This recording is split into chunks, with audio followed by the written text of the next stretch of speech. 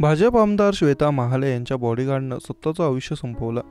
अजय गिरी असं बॉडीगार्डचं नाव असून अजय गिरी यांनी त्यांच्याकडे असलेल्या रिव्हॉल्वरने स्वतःच्या डोक्यात गोळी झाडून घेतली. अजय गिरी पोलीस वसाहतीमध्ये राहत होते. त्यांनी घरगुती कारणावरून जीवन संपवल्याची माहिती आहे. गिरी मागच्या काही दिवसांपासून आमदार श्वेता महाले यांचे बॉडीगार्ड म्हणून कार्यरत होते. श्वेता महाले या बुलढाणा जिल्ह्यातील चिखली मतदारसंघातून भाजपाच्या आमदार आहेत. या घटनेने पोलीस दलात खळबळ उडाली आहे.